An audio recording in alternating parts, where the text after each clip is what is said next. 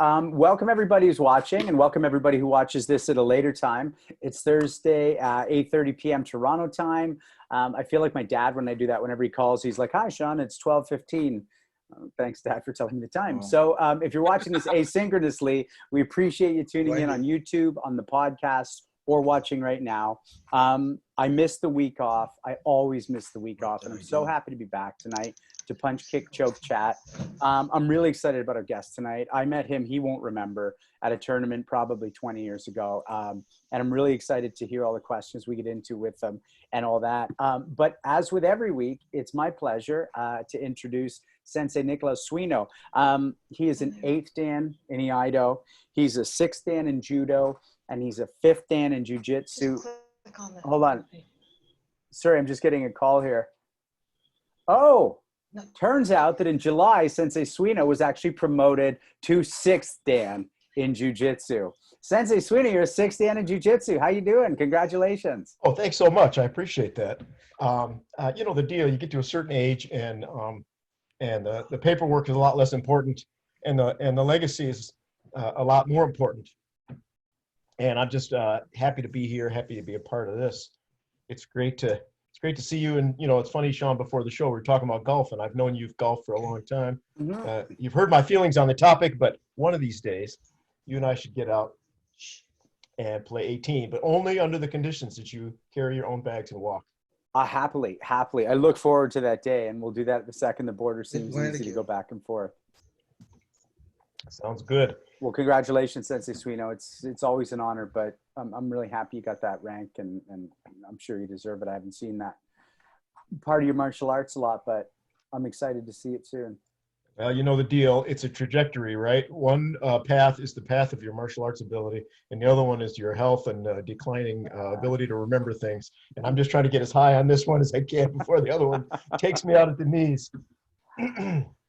So it falls on me each week when we have these to introduce Sensei Randy Dauphin, longtime friend, world-class martial artist, extremely accomplished person, certainly one of Hanchi Legacy's brightest stars, and just somebody who started as a martial arts student and became a good friend.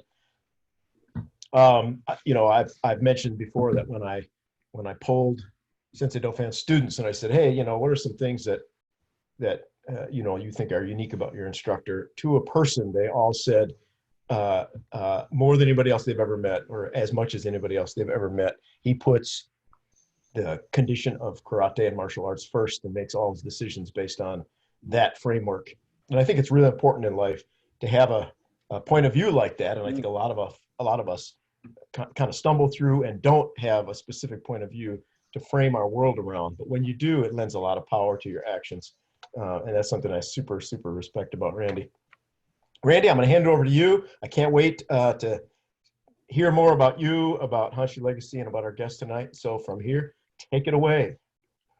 Thanks, Sensei. I learned that framework from you and Sensei Legacy. And in case people are wondering what that framework is, it's, you know, when you make decisions, is this good for martial arts? If the answer is yes, you should probably do it. Is this good for your association? If the answer is yes, you should probably do it. Is this good for your students? If the answer is yes, you should probably do it. And if the answer, and is this good for me?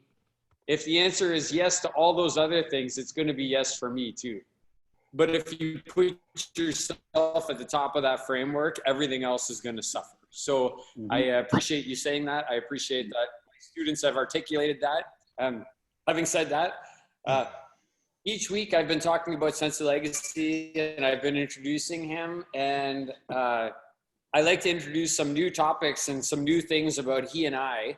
One thing I do want to mention, you know, a 10th degree black belt, inducted into the Canadian Black Belt Hall of Fame in November, student of Harold Warden, student of Benny Allen, student of Richard Kim, current student of Anthony Sandoval. And I want to give a little insight into the type of an instructor that he is for everybody. And that would be on how I learned how to fight. How I learned how to fight was for a 15-year period. Every Saturday morning, I would get up in Kitchener and I would get in my car at 5:30 in the morning and I would drive to Port Stanley. And when I pulled in his long driveway, he inevitably would be standing in the windows waiting for me to arrive. And when I arrived, he would get in the car. We would go to Tim Hortons. We would get a couple of coffees. We would start talking about history. We would talk about Harold Warden and Benny Allen and Matsumura. And then we would go to the dojo. And then we would fight for usually 45 minutes to an hour and a half. I would usually get my ass kicked all over the dojo. Everything that you can imagine: reverse punches, broken ribs, foot swept, wheel kicked, side kick, everything. Like, I got hit with so many different techniques. I wouldn't trade 1 second of that time, 1 second of that drive. It just was an incredible experience for me. And that's where I cut my teeth and learned how to do really do karate. I'm not talking about, like, you know, you come in and you kick and punch the air. I'm talking about, since that's how I learned how to really do karate. You know, another thing I want to mention is, before I got my black belt, just before I got my black belt, Sensei Legacy said, I want you to come on vacation with me. And he took me to Rimouski, Quebec, where he was born and raised. I saw the house where his parents lived. He trained on the beach every day with me, helped me reinforce my katas so that I could go into my black belt grading feeling very confident and strong with 12 other people. And, you know, the last thing I want to say about Hanshi Legacy is, those things that he did for me, he'd do them for anybody else. Like, if you're on this call and you're thinking, I don't have a good teacher, or I need to find a new path forward, he's definitely a person you should reach out to, and he'll help you. So that's the thing I want to say about Sensei Legacy tonight. Now I get to introduce Sensei Rick Joslin. Like yourself, Sensei Benson, I've met Sensei Joslin a couple of times, but I don't expect him to remember me. At the time that he would have met me, I would definitely be very forgettable. So the things I want to say about him is that he's a legit 8th Dan in Wado Ryu under Masura Shinatani. He opened his dojo, Joslin's MMA, in 1967, and it's been a beacon of martial arts in Canada ever since. He's a 3-time Canadian champion. He, like Sensei Legacy, is also in the Canadian Black Belt Hall of Fame.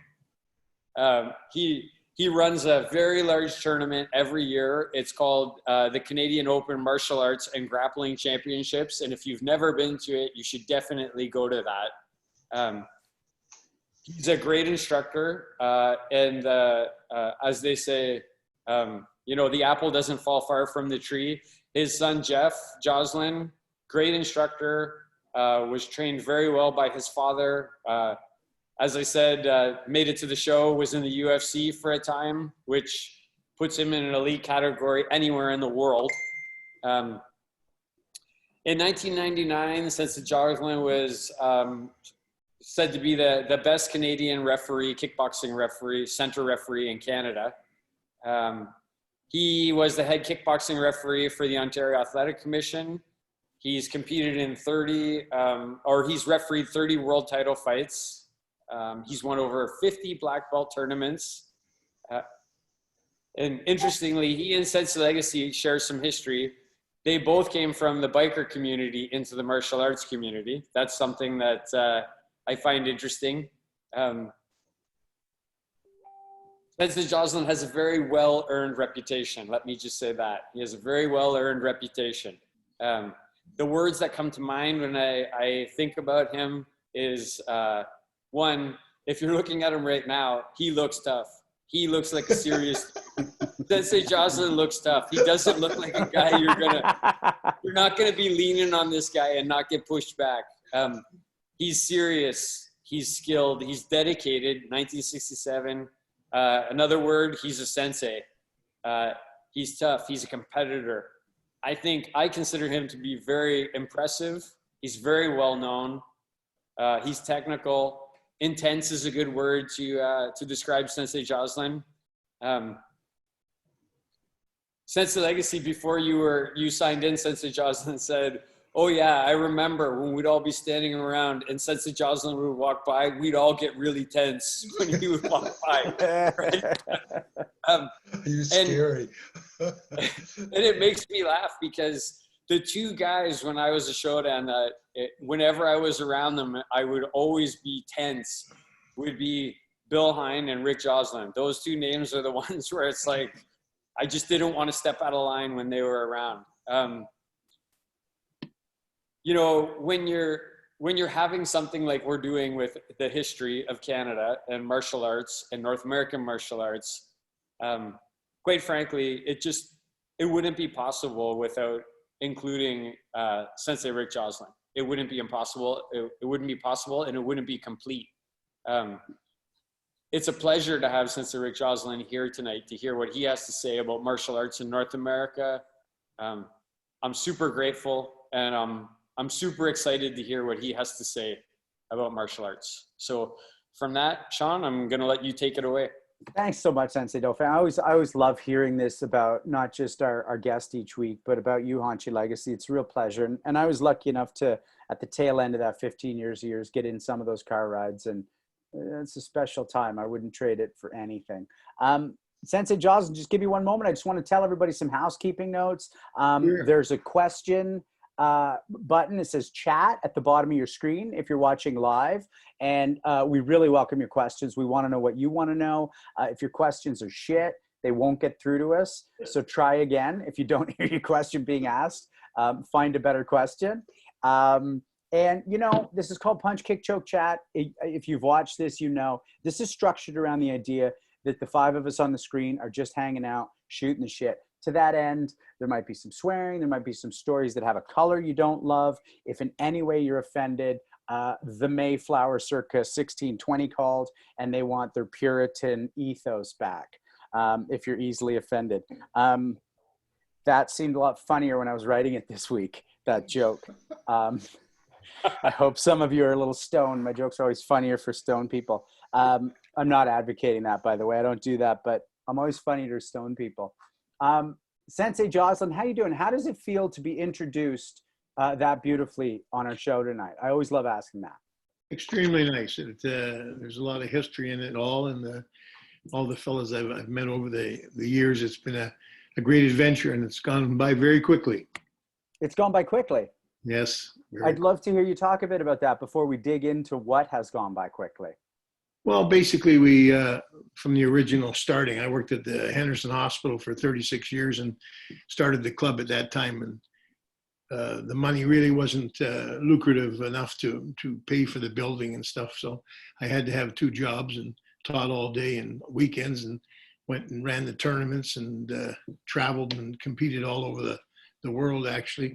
But it was a very hard time where we worked diligently and 7 days a week to make it and promote it. Where today, well, not this moment with this virus, but till today, it has been such a successful business passed down to my son, and it's just been remarkable. So it was worth all that work, and it was a good adventure because it was exciting to see us make the progress slowly. But as in 1967, very few even knew what karate was, basically. And most people just thought of big knuckles and breaking boards. And basically that was a big principle at that time. It fell away from it, I believe, over time, when people started to realize boxers wrap their hands to protect for more punching power and less disability. And a lot of people that stayed with the traditional breaking end up with some pretty bad injuries that lag for you for a long time, and they can't even compete because their knuckles are broken or split or whatever. So you do run into a lot of problems if you don't take care of the body. So do you find that when you think back to, you know, what we'll get into in a moment, the 60s and your beginning, that it tends to blend a bit, and it could be yesterday? Yeah, there's been such a transition over the years, and everybody has taken different avenues and different views. In 1967, not too many people thought much of jiu-jitsu, and look how it has developed. So the thing of it being is that karate was the big thing in those years, starting to develop, small, but starting to develop. And it was the big thing that maybe one movie would come out or two movies a year, and people would live off that for a whole year. But as time went on, people started to realize Muay Thai was a big part for a few years, started to come in. Jiu-jitsu got started. Now look at jiu-jitsu today. It's one of the biggest and probably one of the most popular because it's more user-friendly. Kickboxing is tough. You get punched in the face. It's hard to say it's user-friendly. Conditioning is extremely too hard for most people. Karate has a different level of training in comparison. In most cases in North America, maybe in Japan it's different, but in North America, people aren't used to running 15 miles and up the Wentworth steps and 600 push-ups and 1,000 push-ups in a workout, and that's your warm-up. And then you do your sparring and your training and your kicks, and you do 2.5 hour workouts. So at that time, business was hard to go because people weren't ready for that type of thing. You know what I mean? So your mentality was to prepare yourself for competition and make sure you were in the best shape possible. So things were had to sort of enlighten and lighten up a bit to make it more progressive for the business people. I mean, a lot of schools, as we all know, gave belts away, didn't train too hard. They were so easy to beat in tournaments because they were out of shape and didn't train that hard. But they did well in business because it was user-friendly. So karate was more of a user-friendly for a lot of people. We stopped doing karate for 10 years. And I went into kickboxing probably 15, 20 years before most people. And we quit karate for 10 years. We didn't go to tournaments or anything. We did kickboxing, and we developed some pretty good world champions. Murray Sutherland became an IBF world boxing champion. He fought Jean-Yves Theriault, actually, and beat him on his way up in kickboxing when they were in about their 7th fight, I think. And they were both great fighters, and they were both just coming up. Jean-Yves knows how good Murray was. And they never did get a chance. We had it set up for a second fight, but it never worked out. But he went on to boxing. And at that time, we were just ready. He was ranked #1. He was going to fight Bill Wallace. And then that was, I forget what year now, probably maybe around 1980 or so. And it was for $7,000 to fight Bill Wallace. I think they did 7 rounds at that time. They dropped it down, I believe. And it didn't go through. Murray went into boxing with Art Dorr from Detroit and got $120,000 in his first fight to fight Matt Saad Muhammad in professional boxing. Wow. And so he was probably our best kickboxer. We had so many over the years, but Murray went on to win quite a few boxing world titles. And he was undefeated in kickboxing, 14 fights, 14 knockouts. Knocked out Billy Blank's first round. He knocked out a lot of good fighters, a lot of humble guys, and a lot of guys that respected that and looked up to the club for that training system. So let me go back to what brought you into your first dojo and what kept you there? Well, basically, I was in a motorcycle club here in Hamilton, Red Devils, when I was about 17, I think, till 19. And I was starting to get in a little bit of trouble. So I didn't really like getting locked up too much. So I ended up changing rhythm a bit, and I joined the YMCA with one of the guys in the motorcycle club that was going there. So I joined there with Ray Greenway and started training there, and I just loved it. And we trained together probably 6 months, and then the young fella quit. And then I'm still kept training 54 years later. So. But it was a good meeting, and it got me out of the trouble that I needed, and it gave me an avenue to, if you think you're tough, you prove it to yourself, and it was an opportunity to get into some competition in that. But it was hard hitting in the beginning in those days. That was pretty good, but it changed as it went along. But the kickboxing fulfilled all that dream, and we did that route for a long time. You're kicking around, you're doing some tough stuff as a biker, you're on the wrong side of the odd exchange, and that's life. And then you walk into a YMCA, which is, a pretty tame place, and you got guys in the white gis doing the stuff. And how does that translate for you, that street toughness to guys doing that in the gis?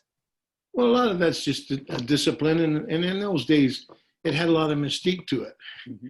Today, the mystique's gone. it's you know what it is. It's jujitsu, kickboxing, Muay Thai, judo, all the sports and the best parts of that sport put into one to make a really proficient and efficient fighter. Where in those days it was big knuckles, callus was about 6 inches thick, break 5 boards with your hand, 4 boards with your head.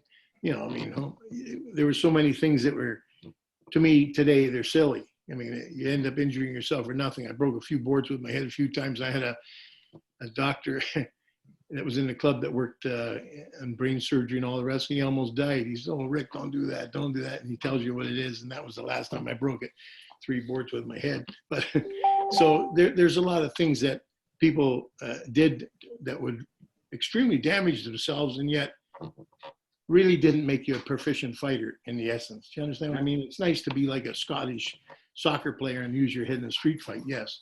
But, you know, to damage yourself and put yourself in a dangerous situation every time you do something to build a technique for what you think might work. But so it's, the training sessions became more of a protection session. I think the boxing has a heck of a lot more protection and a lot more hitting ability for power. Combinations are very, very good. Their punching power is tremendous. Some of the things that made us very proud was when I was training Murray, and John Lambie was undefeated too. He fought, I think 14 fights, 13 fights in kickboxing. He beat Mike Cools from Washington, D.C., from Jeff Smith's school. And I'm still friends with with Mike now.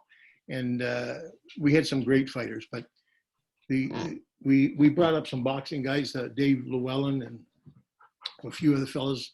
And it was very nice when finally the karate club had a great name in the boxing world. The boxers thought, hey, those buggers are tough. And that meant a lot to me. And these guys used to come up and box. I'm telling you, the karate people weren't used to this, but in those days, I mean, they would punch and you could see they were both half out of it.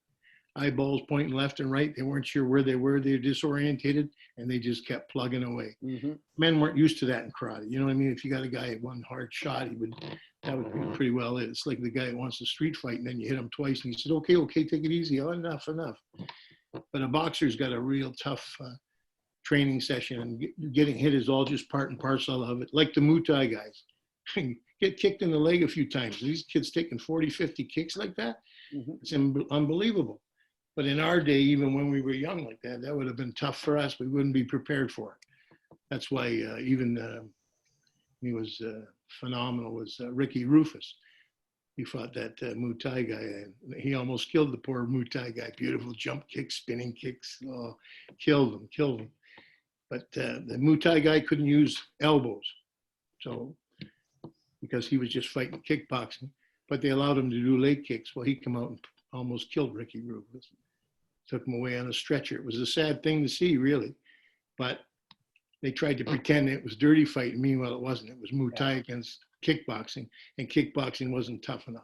It had boxing and beautiful kicks. He jumped up and spinning kicks, kicked him in the head, almost knocked him out the first round. And then after that, he got tortured. So Muay Thai made a big name for itself, and it showed the respectability that it deserves. The same as if they take the best parts of judo, take the best parts from jiu-jitsu. Hoist Gracie, he's proven it, you know, for a 2-hour fight against men that are 60, 80, 110 pounds bigger than him and still controlling him. It says a lot. Mm-hmm. But these people today, because we've progressed so beautifully, are just normal people. In the old days, nobody knew what jiu-jitsu was. Now there's all kinds of guys that could beat them with respect, but their skills are phenomenal. And their kicking and punching are so far superior to the fellows that started. And it's all that, I think, very good progression. It's the best thing that, in my opinion, that's helped the mixed martial arts, because of the fact that it's given everybody respect in each division and discipline. If a person doesn't want to take jiu-jitsu, that's fine. If a man doesn't want to learn how to box and take a punch and doesn't like to get hit, no problem. But speak the truth. Don't pretend you can do all these things when you can't. So you build up and you go where you can. It's like an education. Some people just can't go to university. Some people just go to college. And that's the same thing with the fighting system. You can only take so much and you're only so tough. And if you test yourself and push yourself, you do develop. I've seen a lot of guys that came in that were kind of awkward and not too good. And I'm telling you, they turned out to be the toughest guys you ever seen in your life. Holy Christ, in the end. But they needed a confidence. They were a little awkward. They needed some ability. And man, they had things that most people don't have. So that's why, like Saad Muhammad, when he fought Murray Sullivan, Murray beat him for 7-8 rounds. And this kid was bleeding, cut both eyes, and he still had enough bang and knock Murray out. So, you know, that's durability. If that would have happened to most people, they would have been done. So boxing is a very, very tough sport. Jiu-jitsu is beautiful and the same toughness, but with some finesse and beauty and skill, that it's a trickery game. And the skills are so good that they can go from 3-4 moves to another. And when they get a sequence that works for them and the other man's a little weaker, it produces the same thing as boxing. It's a real superior fighting style. So, and the Muay Thai, I believe, is just super, you know. But you don't see now the Muay Thai guys overtaking it all hardly, because everybody knows how to take leg kicks, build their legs up. They can endure the pain. They know how to check.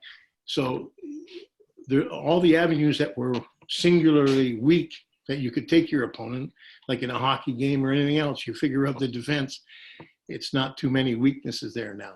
Now they've all got skills enough to preserve themselves. They may not beat you in jiu-jitsu, but they're not going to give it to you. Where everybody gave it to Hoy's crazy. Some of the guys he trained 6 months and then beat him. Well, think about it. A Muay Thai guy training you for 5 years and you train for 6 months, he knocked the hell out of you in about 3 seconds. So, you know, in the essence of developing, that's good, and it was great for the sport, but it wasn't equal. I mean, they had such superiority. It was really, and then now it's equalized that where jiu-jitsu is just another part of it. Yeah, I love what you're talking about, and I totally agree. I mean, I'm a fan of the evolution that we see when things are tested against each other. I want to jump back. So you're in the dojo when you're starting out, and who were the people back in the 60s as you're starting to get? I saw some other stuff you did online where, you know, it took you about 18 months to get your black belt, and you're entrenched at this point. You know you're going to be doing this for a while. Who are some of the people you encountered at the time who made an impression on you, and what made you decide to go down a certain style avenue? I know you call yourself a Waterryu guy in terms of karate. Well, I only because that's what Ray Greenwood was following with Mr. Shintani. And Sensei Shintani was just a wonderful man, very kind, and a very good motivator. I always praised so much. He was just a nice man to talk to. And to show his heart for me, such a sweet gesture. But I never did really stick with real heavy traditional all the time, because we did kickboxing and so forth. And we broke off a little bit there. But he never had a bad thing to say about it. He always promoted. He always said good things to me about toughness and spirit, and like in Japan and all this. It was very nice. Whereas my friend Joe Jennings did an Ishin-Ryu school, and he did kickboxing with us, and he opened a gym, put a boxing ring in and everything. And in his traditional system, it was Ishin-Ryu, and his instructor told him, take the boxing ring out, quit kickboxing, you're out of the association. So that was the negativity to old styles or Japanese styles, and they tried to rule it. And poor Joe, he loved what he did in Ishin-Ryu, and he loved his instructor, so he quit kickboxing. And he ran some of the biggest fights in Rochester, and he set up a lot of fights that Murray fought down there and stuff. So it's just made a big transition, and it's not so controlled in all situations. But if people want to be controlled and believe in a certain system, stay with it, and that's good for them. So we had Superfoot Wallace on, and he talked about his own version of the evolution of the classical karate into the kickboxing through the tournaments, and how, in his experience, you basically needed to kind of go a few moves deeper, and you ended up basically developing that 70s kickboxing. Do you think that's kind of accurate? Like, is that what happened with you, where you're like, well, if we're going to keep testing this fighting, it's going to look like this? But as soon as we don't grapple, that's basically what kickboxing is. Is that kind of how that happened? Yeah, pretty well. But it's good kickboxing, but it's softer kickboxing. kickboxing to me, when they started doing leg kicks, Muay Thai elbows and all that, that's kickboxing. Holy Christ, that's tough kickboxing. And to me, it's just a level up, if you understand what I mean. It's like Benny or Rick Rufus. I mean, he was no better kickboxer. I think he was undefeated with 47 fights or something. With a remarkable career. And then he fights a guy that does the leg kicks, and they take him to the hospital in a stretcher. And he took a beating, and he is tough. I mean, no man could take all those kicks. He was getting kicked right off his feet. His legs were gone. They had to carry him out. So that was a tough stage. The regular kickboxing that we did then, it was a sort of a gentleman's kickboxing because you had to kick above the waist. Yep. And so it limits a lot of tools. Like a Muay Thai guy wouldn't even be able to do it properly. You know what I mean? Yep. So but it was a good start, and that was a start because most karate people really weren't in shape. You know, I mean, we worked out hard. I mean, I had guys come to the club and they go, "Holy shit!" And they went to Warner's. Holy shit! I'm not joining there. The guy's nuts, running up and down the Jolly Cut and down this, and we ran up the Wentworth steps and we did 600 sit-ups when we got home, and so we lost students like crazy. But I really wasn't there for that. I was there for. Yes, I was, but I was there to prove conditioning and build up what we thought was karate, not you know, sitting home eating a hamburger all night and then can't even run the Jolly Cut. So that's why when the boxers thought we were phenomenal, brought some good honor to the club, and I thought it brought respect to karate because karate is a very tough sport if it's taught properly. In our days when we started, I had a couple guys in that did that kushenku, the leg kicking stuff, and they were the best karate guys. They were tough. Christ, they could kick your legs beautiful. So they were a closer version of Muay Thai at that time. And they used to break the baseball bats and all that stuff. But, you know, you got to give it credit for them. They were a little step ahead on that avenue. If they got in a street fight and kicked you a couple of times in the leg, you'd find out how good your punches were. You'd be sitting on your ass. You know, so it makes... I think the transition's been the best ever, and what I do really feel good about it is it respects all disciplines. Right. And if karate gives a child confidence without getting hurt, but mentally strengthens them and gives them the ability to learn and listen, it's a beautiful thing, isn't it? Why does he have to get punched in the head? If your child is learning confidence and feels a kata is making him feel impressed and physically controlled, what a wonderful thing that the boy understands his weaknesses, even that he doesn't become aggressive, that he has happiness and respect, but he can't fight. So what? Yeah. So Sensei, I want to open this up a little to the Sensei. So Sensei Dauphin and Hanchi Legacy, I want to get to you in one sec, but Sensei Suino, I really saw you smiling along with him talking about the conditioning. And, you know, I know that's something you take very seriously. What do you hear there? What do you agree with? What are you smiling at? Well, I know we made reference to Sensei Joslin. You made reference to you know, the way people think of the training in Japan is that it's traditional and it's tough, and that's absolutely true. But as I'm sure you know, there's different levels, and there are some schools in Japan that you know, all of us would probably be ashamed to set foot in because it's just dancing, and there are other schools that train really hard. The Kyokushinkai guys, as you mentioned. You know, they train just brutally hard. And then I found that about half the judo dojos I went to were the same thing, you know, routine practice, 2.5 hours. And if you weren't in shape, you know, you had to fight, you had to warm up, you had to do calisthenics, and then you had to fight for an hour and a half, you know, stand up and grappling judo. If you weren't in shape for that, you know, you couldn't even do the training, right? You couldn't even get to the point of being more competent because you would just be wiped out. And, you know, I've never been a competitive fighter, but I'm sure you've seen that a lot, is if you don't have the stamina, the fight becomes moot really quickly. You get no skill. Yeah, you can't develop the skills. No. And then Senseis from our club, that's about what we do, right? Is that gentleman kickboxing, like that kickboxing that doesn't quite go hard into the legs, that kind of thing. Is that right, Hanchi Legacy? Is that how you thought about it? Well, I knew those things were there. We just never did it in our dojo because it was too deadly, like Sensei Joslin says. There are some things you can't do to new students. Karate is just too deadly. So what Rick did was brought it out to to a place where you could apply it, and hence sort of led into the MMA. And Right. I've seen Sensei Joslin fight before, stood back and watched him. And that's exactly what he's saying. That's what he did. He's not saying one thing and did something else. Right. He was an extremely scary fighter. And then Sensei Dauphin, you want to chat about that, and maybe also your thoughts on conditioning without the pads versus conditioning, like just fighting with more technically? Because you bridge that gap. Yeah, I relate a lot to what Sensei Joslin's saying. You know, the running. I remember Sensei Legacy saying to me when I was competing heavily, you got to run, fighters run. You got to run, you got to put road work in. You got to do push-ups, you got to do sit-ups, you got to do pull-ups, you got to hit the bag, you got to fight rounds, you got to fight more rounds, you got to fight more rounds. And then, you know, the tournament stuff is good. Like, it's interesting. In the tournaments that I competed in, I competed against a lot of tough people. They were really good fighters.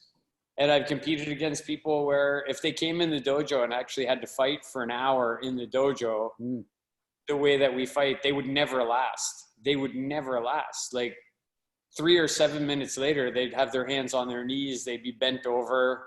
As Sensei Joslin's already been saying, they wouldn't be able to take those types of shots. They couldn't pick themselves up from being foot swept. I don't know. I relate to everything that he's saying. I don't disagree with one thing that he said so far. I agree with everything completely. Yeah, that's awesome. And I'll just chime in, me too. You know, I've gotten lucky enough to train with some guys who've gone the kickboxing UFC distance, and the way we fought in our club, and it sounds like what you're describing, prepared me really well. Sensei Legacy, I want to ask you, because you're maybe the toughest person I know, and then Sensei Joslin, maybe you can talk about this. You're looking at a guy like Sensei Joslin going, what the fuck? What is it that he's got that's making you go, oh, I wouldn't mind some of that? And Sensei Joslin, what is that for you? If you can start us off, Sensei Legacy, like, what are you seeing back then when you're looking at him? Mainly, I can't remember if Sensei Joslin was ever in a kata ring. I can't remember. But whenever there was fighting going on, he was there and leading most of it. He was big, imposing, fast, hard, tough. What you need to be in a ring. You can learn how to fight, but you can't learn how to be tough and be able to take it. And I think a lot of that sometimes is what saves you, right? Mm-hmm. And he just trained hard, you could tell. I think Randy, one of my students, said he walked by one day and they were all standing around and they were seeing him throw sort of flimsy punches. And he walked over and said, that's not how you punch. This is how you punch. And he fired a punch that bounced off the end of his nose. He said, the wind almost knocked him over. That's the type of guy Rick is. And I'm not making that up. Right. I was a beginner when I walked in there, and he was very impressive to me. Probably set a lot of my standards. Yes, Sensei. Yeah, I just want to say that Rick, Sensei Joslin won't remember, or maybe he will, but that was in Hamilton at the World Championships when I saw him. I was a new Shodan. Sensei Copeland, who's on this call, was there. He was kind of one of the leaders of that team in Hamilton. And there was a group of us just kind of standing around outside. And Sensei Joslin recognized one of the people from our club. And he said, that's not how people from Gary Legacy's club punch. You guys should be punching like this. And the person that Sensei Legacy was talking about was Scott Watson. And he was standing there, and Sensei Joslin fired like about 4 reverse punches where he moved about like 4 feet. And like, I just remember standing there thinking, thank God that's not me. He's not punching that. Right? I was kind of like losing it in my pants as a 24-year-old Shodan standing there watching it, just thinking like, that's what I want to be like. I want to be able to do something like that. So you got to remember, when you're young, your brain dead too, eh? So you're embarrassing me. Yeah, but it's true. it's humbling sometimes, but Yeah. Yeah, have to put up with that too. Yeah. But you know, Sensei Joslin, it's a moment in time like that that sometimes inspires a person like me to train harder and move harder and try harder. You know, had that moment, I wouldn't trade that moment. Like you might not remember it, but for me, I remember it. It's ingrained and I'll never forget it. And it's helped me innumerable times to train harder and do better. That's nice to hear. Like you say, a lot of things can give you the motivation, and the better conditioning you get in, the more mentally tougher you get. Some people don't think they're that tough, but I don't know if they do deep down, but they're very tough. A lot of guys that you would never think could do it end up to be the toughest two guys you've ever seen. I've had a lot of awkward people in time, and God damn, they ended up to be so tough. So once the skills build up and the pain endurance builds up, it's like a marathon runner when they run. When they run 3 miles, you think he's going to be a marathon runner? And then one day he's running 26 miles.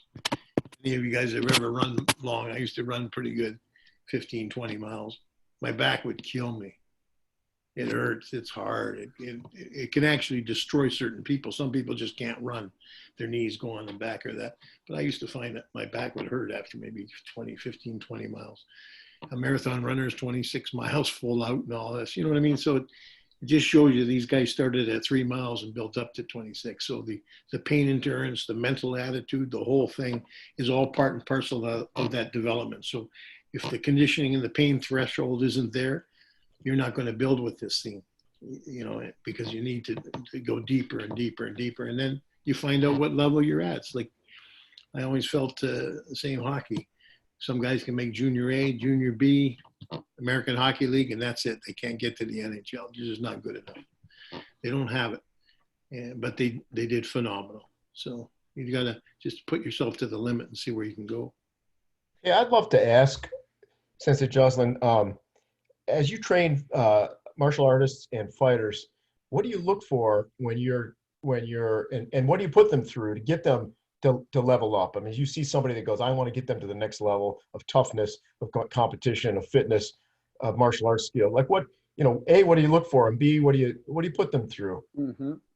Well, a lot of it is, I'd say 95% of it is mental conditioning and physical conditioning, which work hand in hand. And to put your body through that endurance, you build up like a wild animal. You get a little stronger and stronger and meaner. When you're doing contact, like in boxing, kickboxing, and you build up sort of a meanness inside also to be able to take a kick and mentally overpower yourself that it didn't hurt, and to go on and on. Unless it does break your jaw, then you'll see what happens. But even in boxing, you see some of them fight with broken jaws. If anybody's had ever a broken jaw, man, I'm telling you, it's amazing that they can do certain things that they have done and still won the fight. Unbelievable. But they've built up to that where they can take that pain and tolerance. So we did a heck of a lot of body torture, hard body shots, full power shots to the liver, body. I could take a punch so hard. No, I used to train the Hamilton Bulldogs for hockey, professional hockey, for maybe 15, 20 years. And I ran a hockey school every Saturday, Friday, Saturday, Sunday. I played hockey. And the thing of it being is the conditioning was a big thing. I had big George LaRocque at the time, and all the Bulldogs were there. And George LaRocque and Dennis Bonvie were probably the two toughest guys in the American Hockey League. And we used to have them tell George, come on, George, you're hitting like a baby. So I'd give me a shot, George Harden, he'd hit me. And I'd say, come on, hit me, George, for Christ's sake. And I'd have him hit me full power. But you're in such good condition, you couldn't feel nothing. And I said, George, just pull a little short punch. I'd give him a 6-inch punch and knock him right in his ass. And they just thought it was so awesome. Like, they were all laughing and everything. So they were just a great bunch. George got in the ring one day with Jeff thinking, I'm going to kill you. And Jeff tied him up and choked him up, beat the shit out of him. They were just a great bunch of guys because they were very competitive. Eh? Like, they're nuts. They really are nuts. Dennis Bonvie had about the most fights in the American Hockey League in history. He was a nut bar. And they could fight each other just on the spur of the moment. One guy would say something stupid to the other guy, and they could actually go into a full fight. They were nuts. But yeah, they were great people, though. They were a lot of fun. But it's funny that they just loved the conditioning. I used to kill them, and they just loved it. The coach used to think it was the best workout they ever had, you know. But so we had a lot of fun with it all. so there's different aspects to it for every sport, and I think that mental and physical, the conditioning is probably the biggest priority. Like the best hockey players really are in the best shape. In most sports, I think it's the same. So I actually want to springboard off that question, and then there's one more right after I want to ask. These are from people who are, Robert Schlumsky asked something which is a very similar question. I just want to see if there's anything you want to add or if you feel you answered it, which is, can you teach people and new students to be tougher and develop their Budo spirit? Yeah, but I think it has to be done slowly. You hit a guy too much, too hard, too early, he's not prepared for it. So you have to build up a short endurance, just like the running. You start off 3 miles, you go 4, you go 5, you never thought you could run 8. Now you're 15. It takes time. You can't just come in there and be tough. Some people are, don't get me wrong. I've had some good kids that come in and boy, God, they were tough kids right off the street. They were tough, but they didn't stay with it either. Right. So what was their limit? You know what I mean? They maybe got hit 20 times and that was enough for them, but they were tough, no doubt, to come in and do what they did. And I was impressed with a lot of them for sparring guys that had sparred quite a bit, but everybody has a limit that they mentally can push themselves to. And the only way you can test yourself is to build yourself up slowly and build that confidence, reassure yourself each time. If you got a good motivating coach, like in school or any other aspect of life, he's going to be the guy that gives you that interest and that motivation to push harder and harder. And the more you push and the more you gain, the tougher you become. And then the sky's the limit. It just depends on what's the nature of God. Why did George Savello never get knocked off his feet in 90 fights? Because God made him special. Mm-hmm. The guy had a brain and a body and a neck that prepared him for that sport, and nobody could hurt him, right? Muhammad Ali, Joe Frazier, God, come on, unbelievable. So he was built for that sport, and he was a madman. He could take punches and give punches. He had a beautiful body on him, a little short, but so there's a guy that was made a little different, Right. A lot of things are God-given nature. Mm-hmm. George Savello had it for the punch, and I think that goes a lot with every sport, how your toughness is. I think one of the toughest guys ever is Wayne Gretzky. Wayne Gretzky got the shit beat out of him, broke his ankles. Bob Probert tried to smash and break his ankles in the middle of the ice. I trained McSorley's, and McSorley got in a fight with Probert at that time because Probert was trying to break Gretzky's ankle in the middle of the ice as he skated by so they could win the game. And then McSorley got in a fight with him. But that was his protection. But Wayne Gretzky, for a kid that took all that sacrifice and all that punishment and everybody jealous of him and talking bad about him, doing this and that, and he hung in there and did all that. Unbelievable, the toughness of that fight. But his was mental toughness, and he did a lot of physical toughness, but wasn't a hard hitter or anything like that. He was finesse. But the point being is, it don't matter. He still got people all trying to kill him. And he lasted through all that and all the down talk. If your kids have ever played hockey, going through the level, people, there's so much hatred and backstabbing that it's hard for a child to grow up and to be able to absorb that and still enjoy the game. Tough. And I think that's with a lot of things in life, education, everything. I really love that. And I love the idea that, it's not always about how many people you fight. It's how many people are trying to fight you while you're going through it for your goal. Yeah. And that's a different kind of toughness. And I really appreciate that. We have a question from Sensei Copeland. Sensei Dauphin just mentioned him being on the call. And hi, Sensei Copeland. Nice to see you through the screen. He asked, Sensei Joslin, good to see you. What would you say is a way to take care of your body long-term after such a hard kickboxing career? Well, it's only God-given. You don't know what's going to happen. I've had cancer twice, and I've had a lot of problems with that, but I'm in good health. But, it's the luck of the draw, I think, a lot of times. And if you haven't abused your body too much, I think I didn't do too bad, but not too good either. But I had my hips were bad. I had to quit for a year there because I used to run stupid. But I used to run in the mornings at 6 o'clock in the morning in Gage Park and kick the trees. Why? Bruce Lee. I had big work boots on. Bruce Lee. That's bullshit. And then so what happens is my hips all started clicking. clicking, and I'm kicking trees and running and with work boots on. What an idiot, you know. I mean, but that's what I'm saying. That's what the times were. That's how stupid people were, running and watching Bruce Lee and you know. So you're out there with Bruce Lee boots on, running with work boots on, and then kicking trees and running. Sure, you got in shape, but after a while you start clicking, and your hips start clicking. And so you know, I've had a hip replacement now, and I had to quit for a year, and I used to kick pretty good. And I had to drop all my kicks down after I rested for a year because I used to go to bed with fevers all the time. So I had to slow down with that. And then I started doing front kicks more, low leg kicks, sweeps. And then I went back in the tournament circuit. And I did pretty good with that, with the punches. It worked out well. But it had to make some kind of a transition there. But I lost a lot of the high kicks and stuff from that. So. But then I paid in the price, the hip replacements and stuff with overexertion and stupid. It's like putting a weight on and throwing your leg out and wondering why your hip's getting pulled out of joint. You know what I mean? Do 100 kicks like that, see how you feel. So, you know, there were a lot of mistakes in those days. And it made me a better teacher because I taught people to take care of themselves. Wear good running shoes, try to run on the grass. You know, if you're on the sidewalk, that's fine. But you got $150 running shoes on. And you're taking care of yourself, not stupid Stelco work boots with steel toes, running like an idiot, destroying yourself, not realizing, but going in the myth of the old day karate in 1967, one punch and kills, one punch blow. But, you know, so the combination punches and all the power thing was 50 times better, no comparison.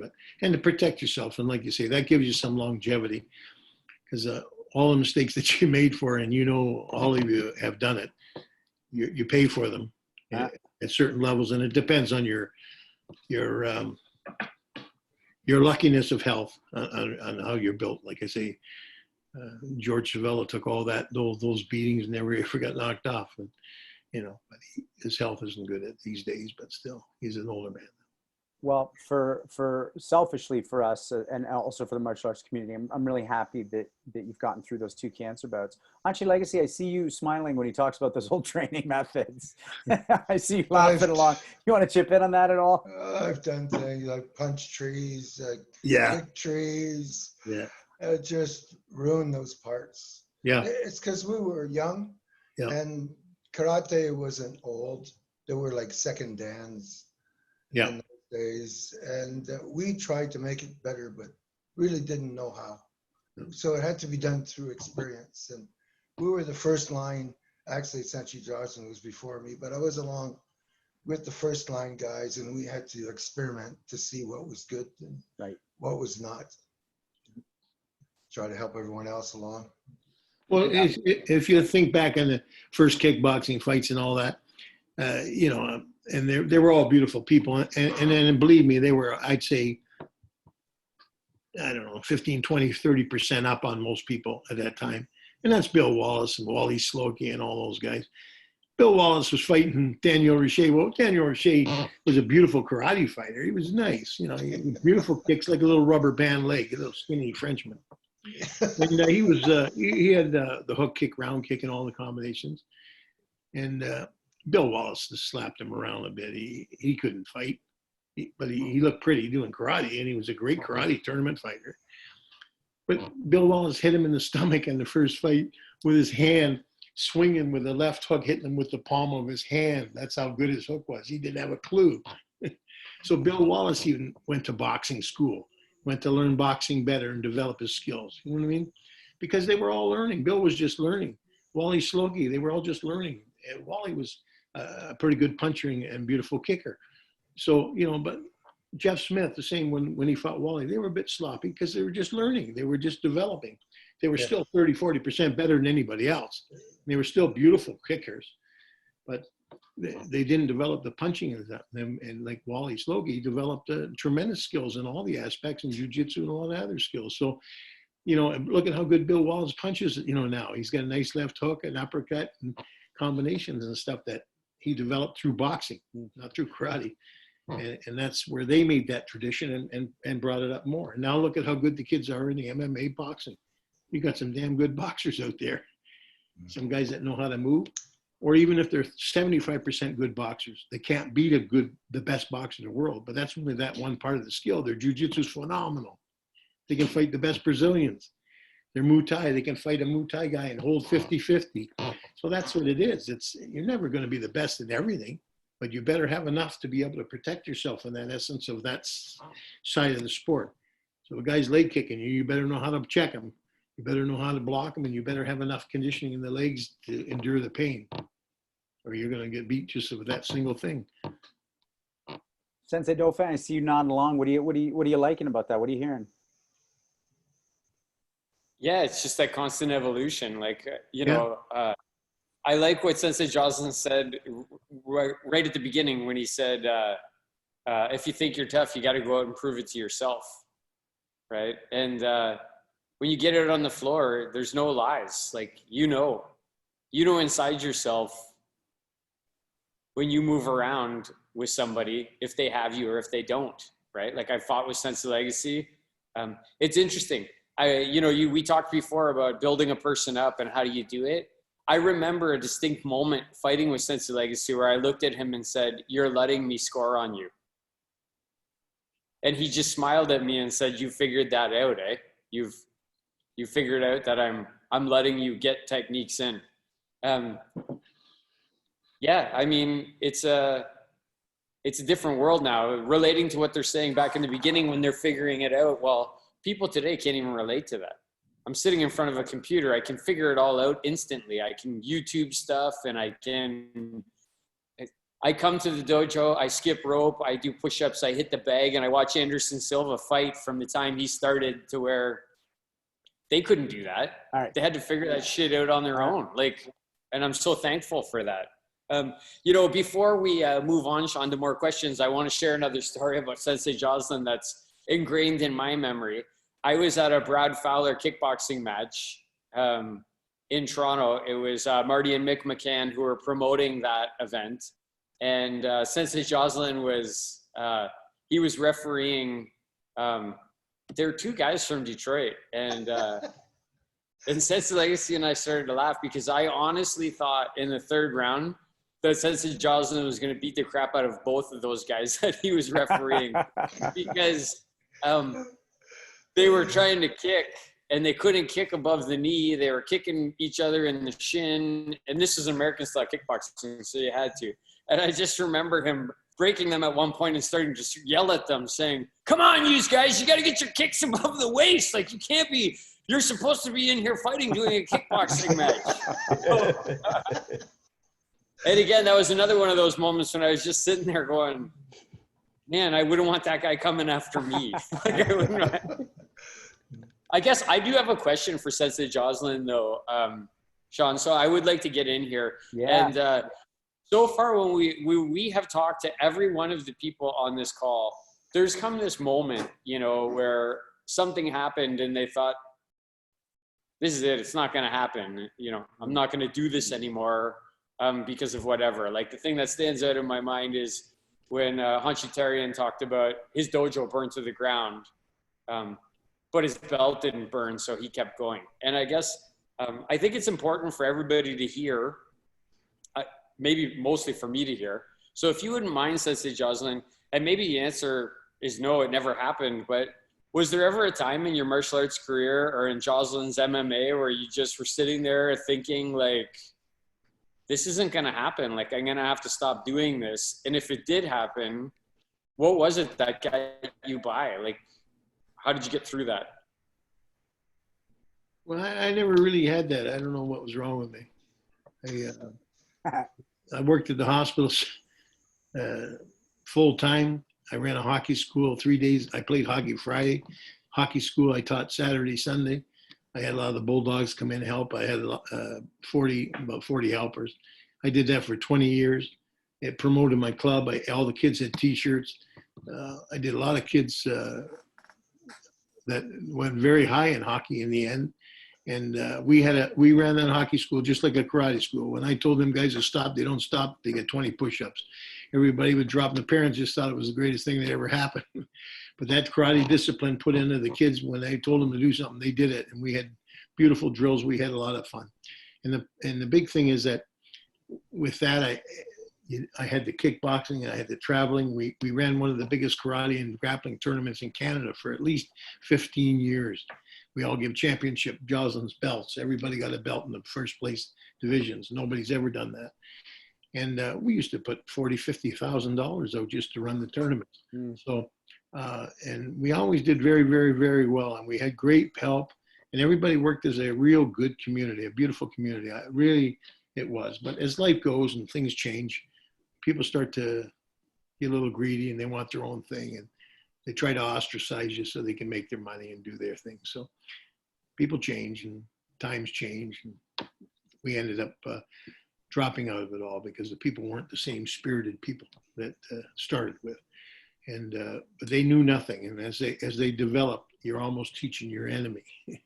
And as they developed, they went their own routes. And a lot of them broke up too.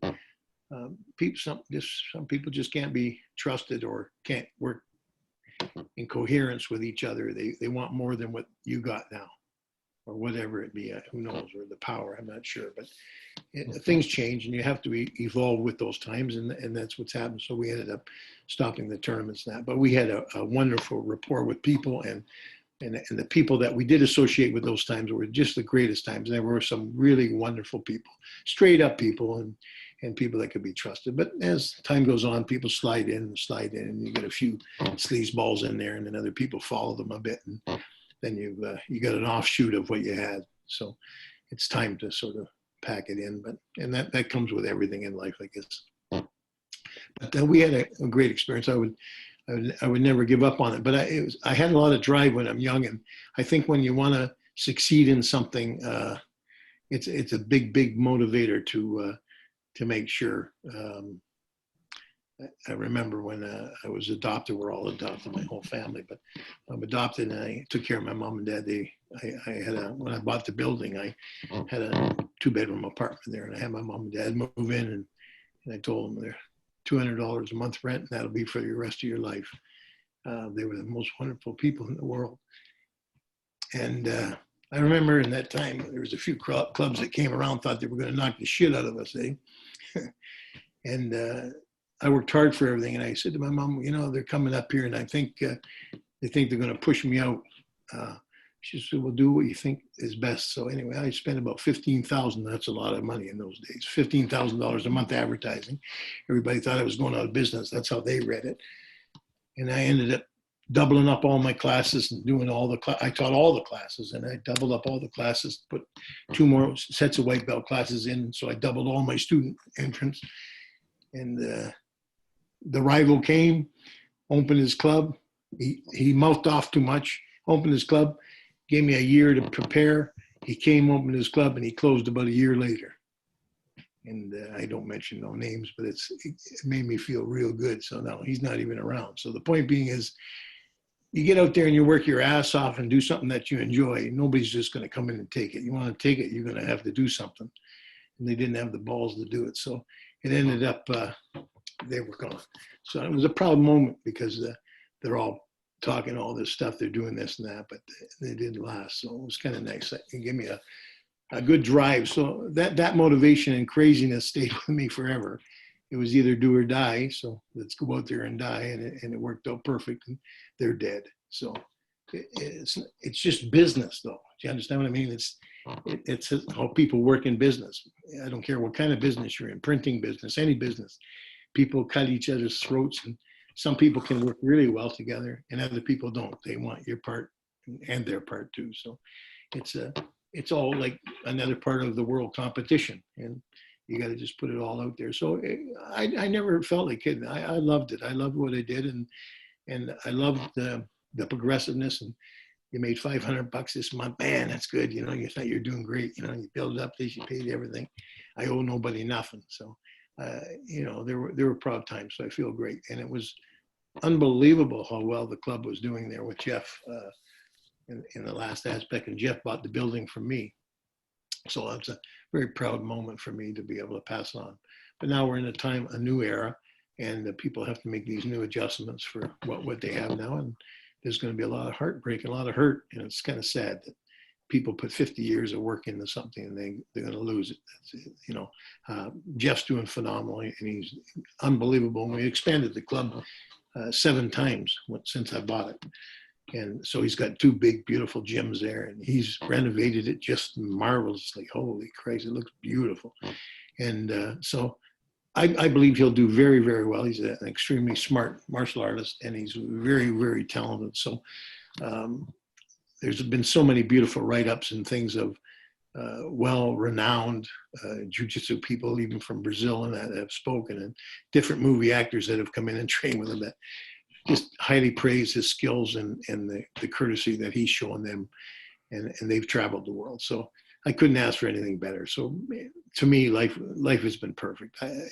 It's nice when you can drive and accomplish the things that you really wanted to in life. You don't end up a millionaire, but you end up a millionaire in heart, in spirit, in all the things. So you have to have some kind of a level that someday, as you make that ride up, that you can say, man, I'm happy what I did. I'm proud of what I've done and how far I've gone. You might not own 20 houses, but you should be happy with 5. You should be happy with 2, or you can be happy with 1. It's all on your mental level. So it's up to you to decide what gives you that end happiness. And through that way, if you've helped a lot of people, and I find that's probably, as you've all experienced, I'm sure, when you've contributed to these people in a mannersome way, in a polite way, in a motivating way, it's the most wonderful thing in the world, the kindness that comes back to you. And every time you do some good in life, and I've done a few things where I've helped people because I read an article in the paper, and it sort of made me feel sad. And I give some money, go down and give some shirts, promote, help. They get the wheelchairs and the thing for their kids. And the next day I make the most money I ever did in my life in the club. So it's a God-given thing. It's funny. You give good, you'll get good given back. And that's the same thing when you treat people right. It comes back to you tenfold. People cross the road to say hello to me. It makes me very proud. There's lots of people that will walk down the road and they won't cross the road when they see you because you weren't that fine of a man. But when a man or a woman, and old nurses that I know from the hospital, hug me and kiss me and Rick, cross the road to say hello, it makes me a proud man, and I know he did a lot of good things. So, you know, it's cool. And you got to just find that avenue that gives you the pleasures of life and gives you the kindness that people all sort of deserve and want. You want to be loved by people and you want to be cared for. And if you show it, believe me, you get it. And it goes all the way through for helping people. In the martial arts, we've all done it. And if you help people that need it, that don't have it, and they're in a bad situation, you watch the rewards you get from doing that. Never mind the financial. You'll get them, believe me. But you'll get such a heartwarming reward that it's worth everything to help another man. Yeah, thanks. My favorite part of this show is getting to know people a little bit. And Sensei, we can look you up, we can see your championships, and we know you're a badass, but you got a big heart. Like, it's beautiful hearing you talk about that and your parents. I appreciate that. Yeah, it's obvious that, you know, I was actually just going to ask you about something that it sounds like is less important to you, because like all the masters we've had on here, you'd rather talk about your students or the people you meet in Hamilton than like talk to us briefly, because it sounds like it's not the most exciting thing to you, about being a 3-time Canadian champ. Well, they were, you know, when you're young and nuts and you want to be the best. I had a lot of luck. I fought in the Don Warner. No, it wasn't Warner. Was it? No, it was another fellow. I don't know if it was an associate of his. I think ran a big tournament in Hamilton here, and there were a lot of good old fighters there. And I fought, and I won the kata when he was in the. I won kata. Mr. Sensei Shintani taught me a Wadaru kata, and I couldn't kick with my hips, so I worked on just hand movement, side to side. It was left and right. It was just a parallel thing. You went across and did your moves. And I won, that was a professional tournament. I won $1,000 first place kata with that kata. And all it was just hands, just movement and hands. And then I fought and I won the tournament fighting. And I fought grand champion against Conroy Nelson. Conroy Nelson was an upcoming kickboxer from Ottawa, and he was a pretty big kid, probably, I don't know, 6'2", 6'4", something like that. And he fought in boxing for a while. I don't think he was the best boxer in the world, but anyway, I fought him and beat him and won a trip to Florida. So that was a big win. And then I won the Eastern Karate Club. At that time, they were quite a club. They were really well together. Frank Wishart and all those guys, and they were good people. And they ran one of the biggest karate tournaments in Hamilton at the time. 1,500 competitors. That was a long time ago. That was the biggest, and I won that, and that was another big win. And I had a couple others and stuff. So the tournament scene was good for us, and that was the evolution part of it, and that was a big part of the whole thing in our karate competition. I quit the karate, as they say, went into kickboxing for 10 years, and we built the best team in the world, and it was a PKA thing there, and I think we were ranked number 1 or number 2. And we had a lot of guys right up there at the level. And as I say, Emilio Navarez, he fought, I think, Billy Wallace. Murray Sullivan knocked him out cold, knocked him right out of the ring. But unfortunately, they took that off his list because he knocked him out. He was knocked out, fell out of the ring, and landed on a table. Big deal. But his trainer is a lawyer, so the lawyer writes up all the papers and got it taken off, as a no-show or some goddamn thing. But Emilio Navarez, he didn't last a goddamn round. He got knocked out cold. But Murray knocked him out, but he didn't get hurt. He got knocked out, and he fell through the ropes and landed on the table. They had tables there to help them. So he was fine. He wouldn't last in wrestling for about 3 minutes. But anyway.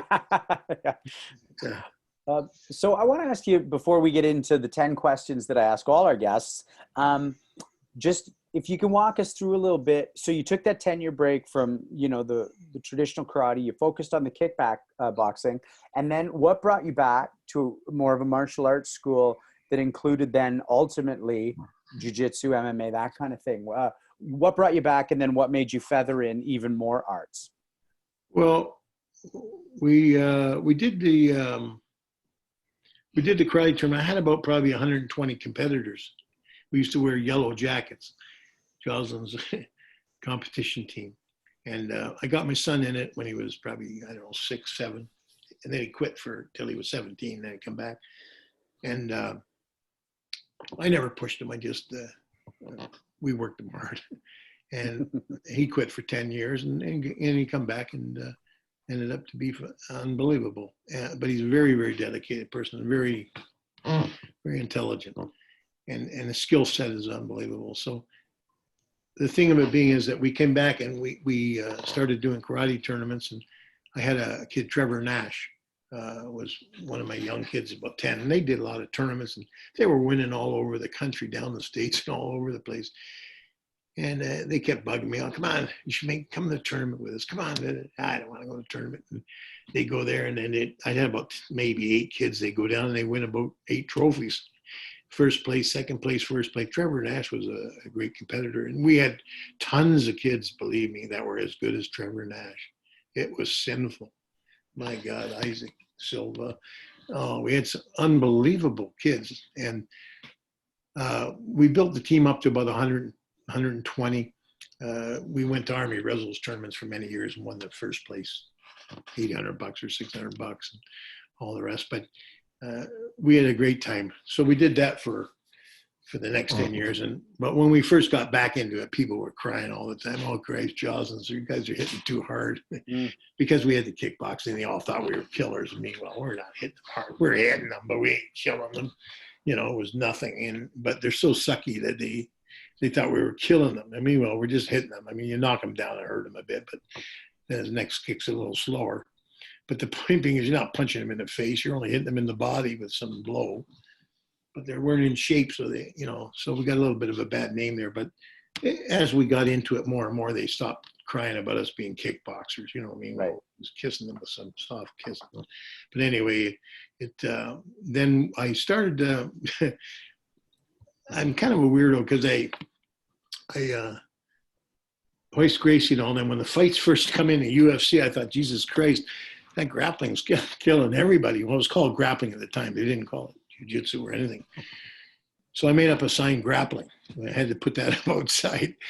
And I started reading grappling books. Holy shit, stunning. And I had Harold Howard come down and do a clinic, and he loved us, and he had a lot of respect.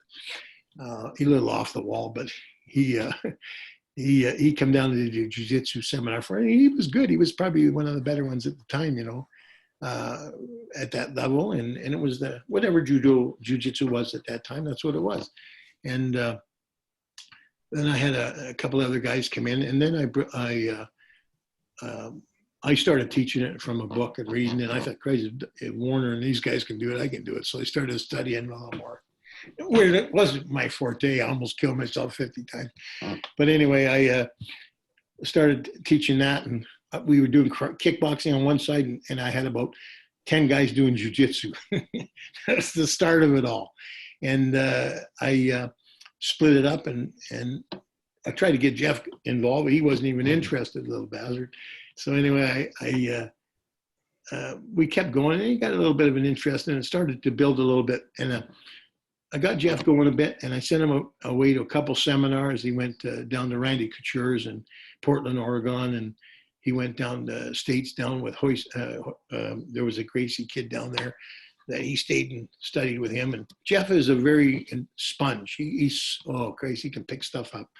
So he got more and more. So I bought a Brazilian guy from Brazil, Sofia, great big guy, and brought him in, and I paid him for a year, and he lived here in Hamilton, and he became friends with some of the guys, and he taught Jeff personally, and they worked out for a year and so forth. And Jeff went around and being a sponge and studying and all that, he just caught on like a madman, and then I couldn't stop him. And then we expanded the club, and I made another extension for the gym and put in the grappling mats. So we developed that to where we probably have 150, maybe 300 students in the grappling program. And then the kickboxing and all the rest. Some classes, we got 40 guys on one side and 35 on another, you know, in the separate gyms. So it was just unbelievably successful. We'll get through this time too, because I know the skills that he's gotten and the plantation that he's done and stuff, but there's a lot of restriction with the government, and people's healths are very important, and people are, you know, they're nervous, and the training schedules have changed a lot. So there's a lot of work to be done. But anyway, you don't give up. But we developed that for quite a few years, and then we became we were one of the first jiu-jitsu schools in Hamilton too. They had judo, but no jiu-jitsu, and some of them tried to get into it. Some have got into it now. But, it really developed for us, and then Jeff traveled quite a bit to different tournaments, and he's been to some of the biggest world championships and won. So it's been a great ride. So the jiu-jitsu probably is our strongest program now. Yeah, you know, it's interesting because you're almost uniquely qualified to be one of those guys in the 90s learning how to train out of a book because of what you did back in the 60s, going, well, I guess we'll figure out what the fuck this is. Yeah. You know, you had that already. You already had the ability to go, let's figure out what this looks like, which is really awesome. Because, you know, unless you were in Brazil, basically that early mid 90s was a pioneering time for jiu-jitsu. Yeah, exactly. We had different people, Brazilian, pardon me, different peoples going. We had Ron Beers came down a couple times. Different philosophy though, but still, it's all part and parcel of bringing people in and building up and stuff. They had their associations and that, but I think we went the perfect route. I mean, I was in the best shape ever when I was doing both. But if you're older, I'm 74 now, but when you're 55, so you get hurt. I was in phenomenal shape, though. Christ, I could kill half those guys. But the point being was, jiu-jitsu is different, and if you're not physically schooling your body for that adaptation, you get hurt easy. You pull neck muscles. You do this, and in those days, you're so stupid. It's a relaxing sport, but you couldn't tell me that because I didn't know. You understand what I mean? Yeah. If you had the basics that Jeff's taught these guys, they know. He's got you in a hold, relax, slide, roll, soft. Me, I'm grunting like an idiot, pulling every goddamn muscle on my head. So, because I remember one guy had me, Amdola had me in a choke, and he had the collar against my chin, against my jaw, and I'm choking him out in the bottom while I choking like a bitch. And finally, I tapped him on. I was so proud. Meanwhile, my jaw was killing me for 3 weeks, because it's so stupid. They just tapped it, and it almost broke my goddamn jaw. But the point being was that you're dumb. There's more skill to jujitsu than any man's ever suffered. They don't even know how good it is. It's that good, in my opinion. And it's like boxing. People don't know what boxing is. Boxing is the sweetest science ever. The skill level to a good boxer is magic. Look at Tyson Fury. He's beautiful. The skills is unbelievable. So until you get to really learn the finer science of boxing or the beautiful moves of jiu-jitsu, the gracefulness and the skills, and 5 movements ahead, you don't really recognize or believe in it. You know what I mean? And it's all there. And karate has its levels too. Everyone has its levels. So some people just don't touch that end, and so they never see it. They don't know it. They don't believe it. But it's all proven. I mean, it's been proven with boxing, proven with Muay Thai, proven with jiu-jitsu is proven. Everything's proven. So, and the jiu-jitsu is probably the best because it's user-friendly. You get caught, you tap, unless you're an idiot. We had a lot of idiots in there, and they get knocked out cold. Sure. Stupid asses wake up, and they want to go again. They don't even know they were out. Right. So, it's kind of, to me, it's a beautiful sport in the sense of kindness because people that are soft can do it. You know what I mean? As long as they don't feel claustrophobic. You get a little claustrophobic when you first start if you're not used to it. So I've got 10 questions here that we ask all our guests, and then that'll springboard us into, I hate to say it, but our wind down. But take as much or as little time as you like to answer these. What is the most effective move in your martial arts arsenal? Mine, I don't know. I had a pretty good reverse punch and a front kick. I'm surprised that I killed myself with front kicks because some of these guys in the UFC, they're magic how much they can throw them. But I always like the good front kick to knock the wind right out of him, and a nice hard full reverse punch, put him on his ass. Then your next kick doesn't have to be so fast. Who's the most influential martial artist in your life? Wally Schlucky was a big thing for me when I went out to Vancouver when I was 19. And he was on the front cover of Karate Illustrated magazine or something like that. So, and me and Wally become good friends. We golfed together quite a bit. And he was a big influence for me at the time. And we were rivalries. I hated him. He hated me. So that's cool. And we ended up to be best of friends now. And we talk a lot on the phone, and we're golfing on Monday. But so it was a nice transition. I find him a wonderful man, but he was in a competition mode, and so was I. And I didn't take nothing. He didn't take nothing. So I didn't let him talk stupid to me. And we built a good relationship. So I'd say he was probably one of the more impressive ones for Canadian fighters and stuff like that, because fighting was what I enjoyed probably the most. And then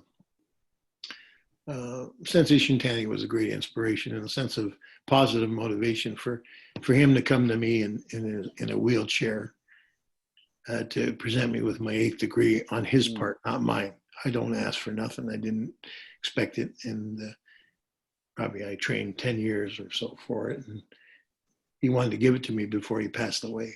And I thought that was a very touching, beautiful moment. And it meant a lot.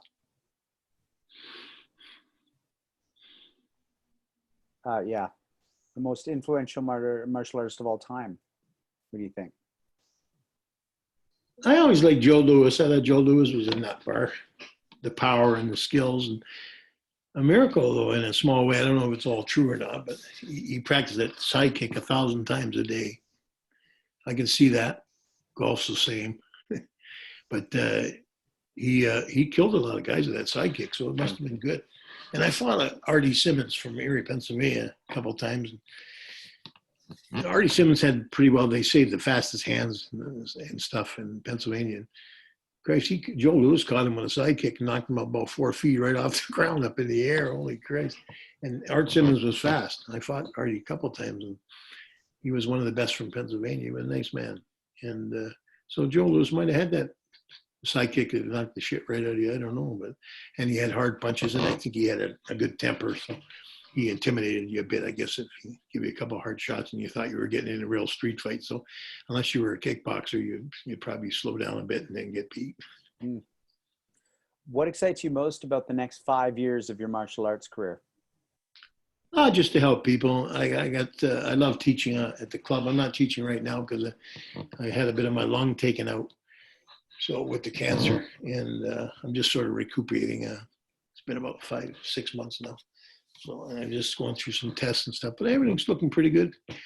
So, and with this virus into my lung going, it's a little scary to jump back in and get caught up. And at this time, it's hard for Jeff because he's just made a whole transition of new classes and stuff with the club and elevated it a whole different avenue. He's done a wonderful job. But so I'd like to go back, and I was teaching 3 or 4 times a week.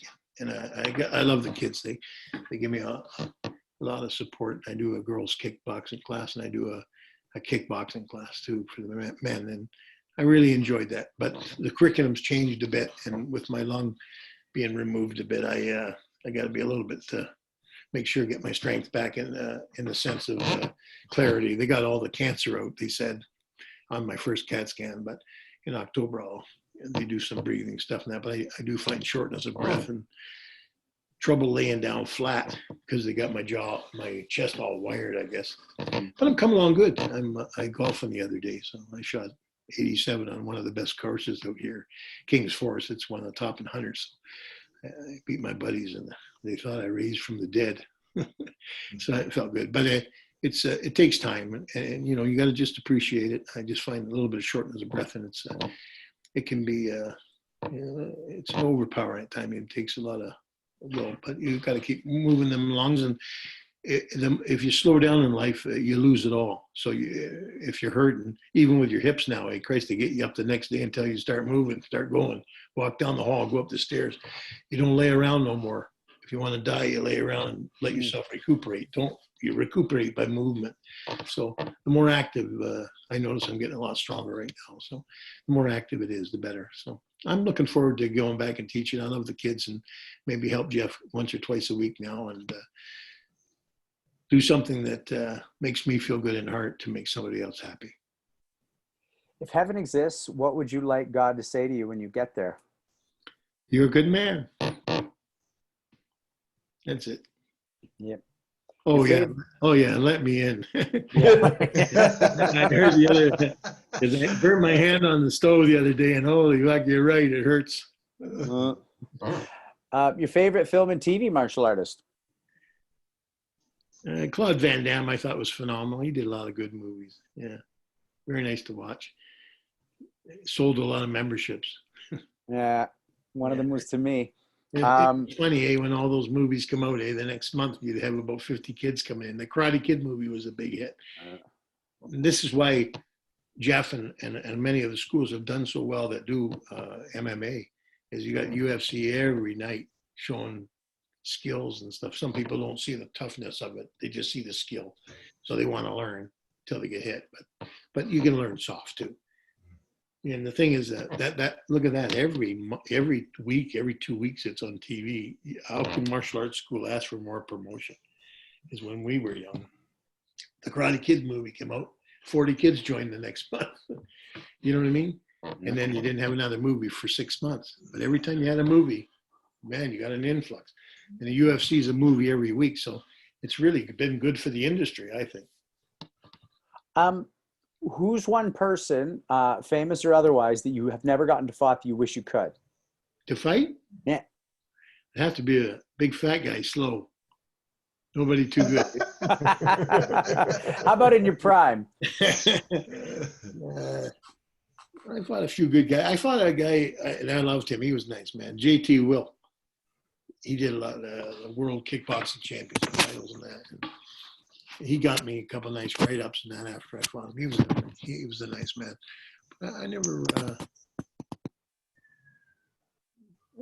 really had anybody in particular. I think my best guy I like Wally Slokey. I thought Wally had probably some of the best techniques, and he was really the forefront runner of Canadian karate, in my opinion, because he went all over the world and competed everywhere. And knowledgeable and really a kind man in the end when you get to know him. I like him. So I would say Wally was a big motivator, and I think I did fight him once, but that was pretty well it. Warner tried to set us up one time, me and Wally, to fight full contact. Yeah, at the one of his shows, but it didn't work out. But anyway, that was a shyster move. He probably wanted to see me get beat if he could, and he tried to set it up, but right. Wally was a little above it at the time, he thought. So we never got it down. Right on. If everyone in the world could get the greatest benefit you've gotten from martial artists, what would you give them? What would everyone get? Just goodwill, I think. I think I found teaching and stuff, and people need to be feeling respected. That's good. And that respect, if you put it back into the community, back to the people, the reward is the kindness that they feel from you. When somebody looks up to you and you show them kindness and respect, I've taught a lot of kids from Down syndrome right up, and they hug me as good as the next guy. So, to give love is to get love, and everybody needs it. So when kindness is given back to you, it's a very touching thing. And that kindness isn't just given to you. That kindness is gained. Like when that man crosses the road to say hi because you're somebody.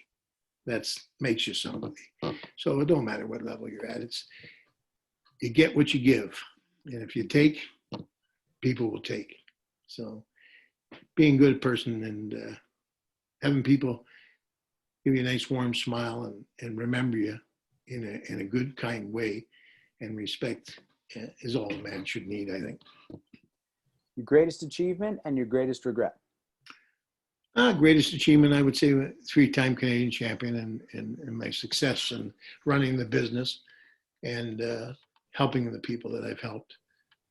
Failure, I don't really think I've failed in any way, really. We all do. It's all part of growing, I think, more than anything. So if you look at something that you feel you failed at, it might have been the thing that made you successful. Because if you don't fail or you don't push, you're not putting yourself to a limit. So no matter what you do, whether it's business or whatever, when you push yourself to that level and you lose it, you may learn a lot from it. So I don't really feel like I lost anything. Everything in my life has been pretty damn good. I've been a lucky person. Right on. I get that from you. I get gratitude. Sensei, I hate to say it, but we're just going to go around the horn right now. We're going to start with Hanshi Legacy. And, there might be a few more questions, but generally we're just going to say some last words. And we've been chatting for a while here. But Hanshi Legacy, is there anything you want to ask or say as we make our way out?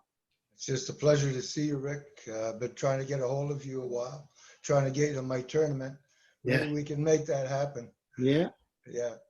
Okay. That's very nice. I think of all the memories and all the kindness we've showed each other. I've been always respected you as a human being.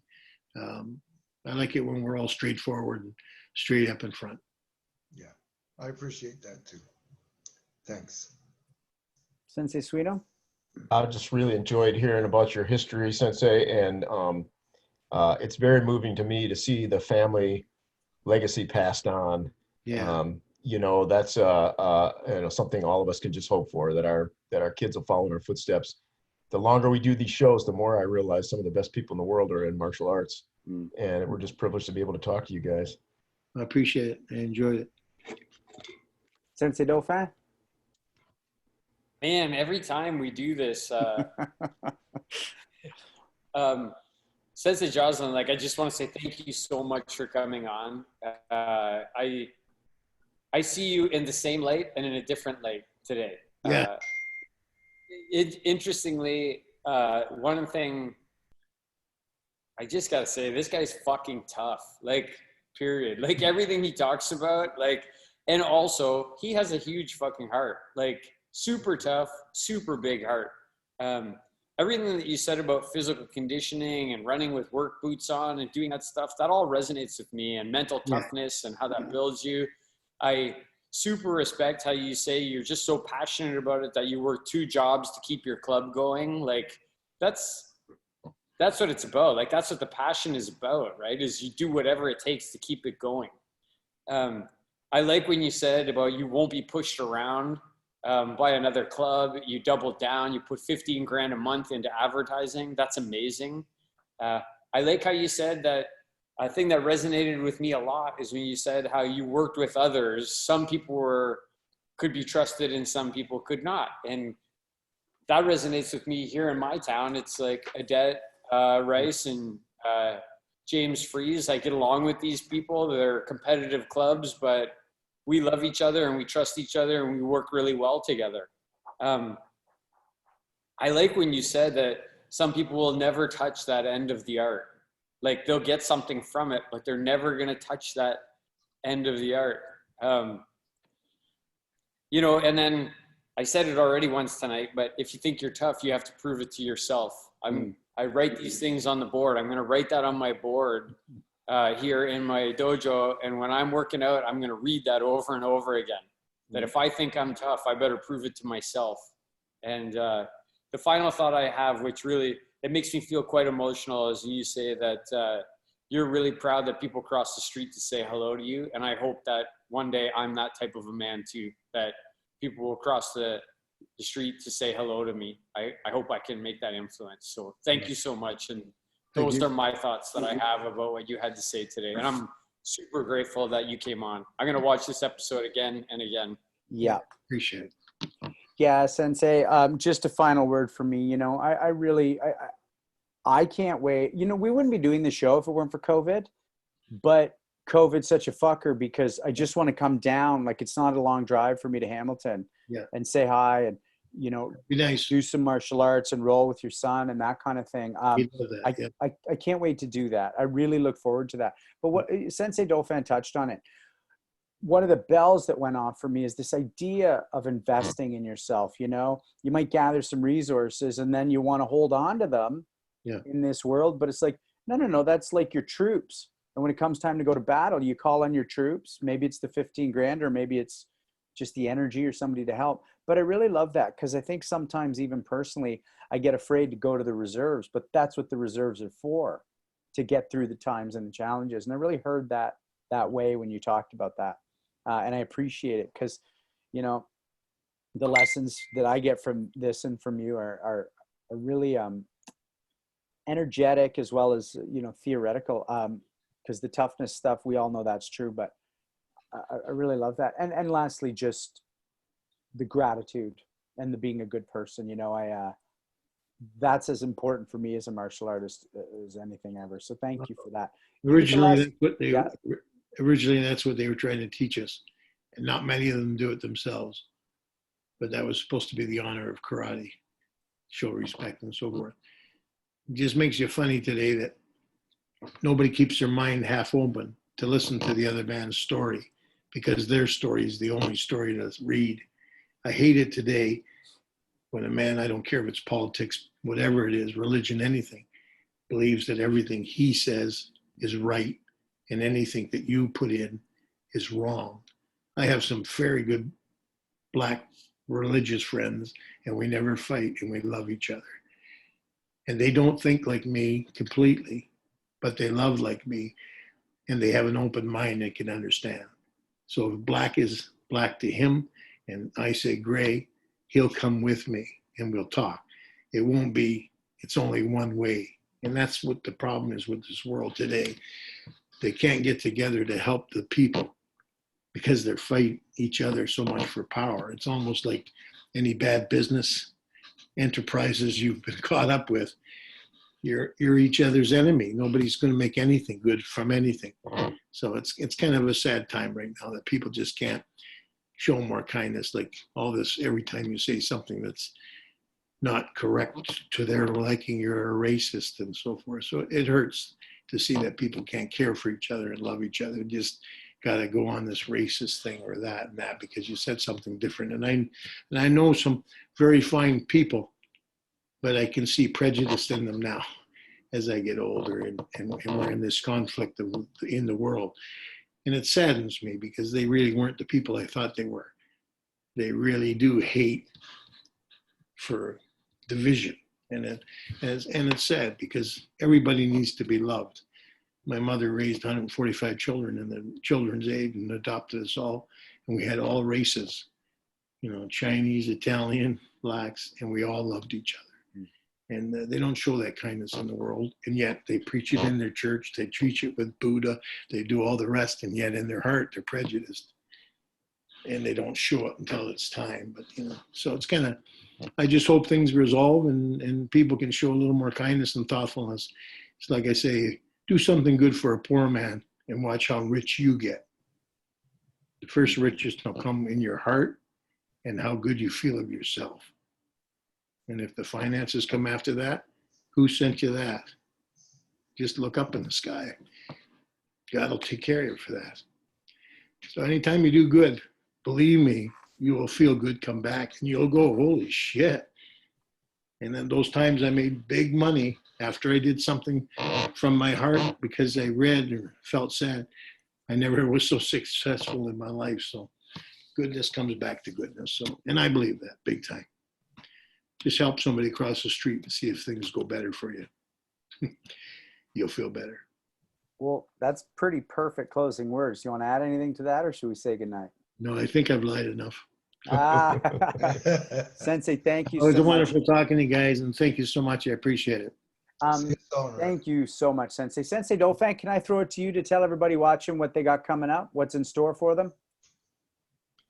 Oh, yeah. So next Thursday, we got T. Kent Nelson, who is a good friend of Sensei Suino's there in Michigan. Sensei Joslin, I think you'd like him. He's definitely a person who's divergent in the arts that he practices, Filipino martial arts, BJJ. He's got a good background in karate. I have interacted with him 2 or 3 times. He's one of the easiest people to talk to, extremely intelligent. I'm super excited to be talking to him. And then the Thursday after that, another Canadian legend. We have Bill Hein, the founder of Canada Goju, student Benny Allen's, a senior of Sensei Legacies. I'm sure Sensei Rick Joslin knows that name. Super interested to hear what he has to say about his past. And that's the next 2 weeks. And we're not taking a break, right? We're going right into the next 3 weeks. And I know that I got some confirmation that Sensei Chuck Merriman and Sensei Patrick McCarthy are going to be coming on to chat with us. So Nice. Super excited about that. And Sensei Joslin, I want to echo what Sensei Benson said. Right now, if I'm thinking if I could do anything, I would really like to grab Sensei Legacy, get in a car with you and sit in the back seat and drink a coffee quietly while the two of you talked. And I could just sit back there and listen to the two of you talk about back in the day and today. That would be a wish for me that I'd like to make come true. Very nice.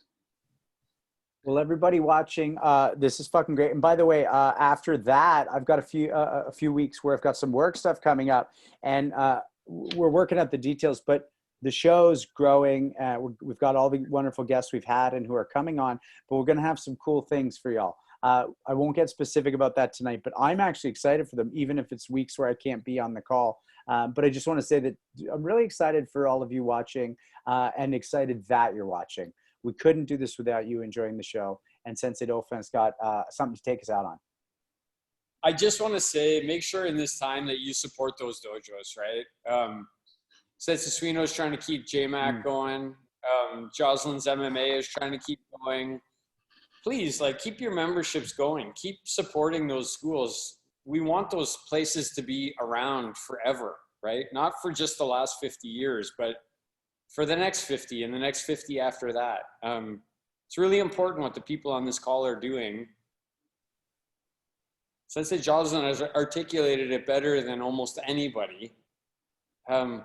What you'll learn in a dojo. So we all need to keep supporting these dojos.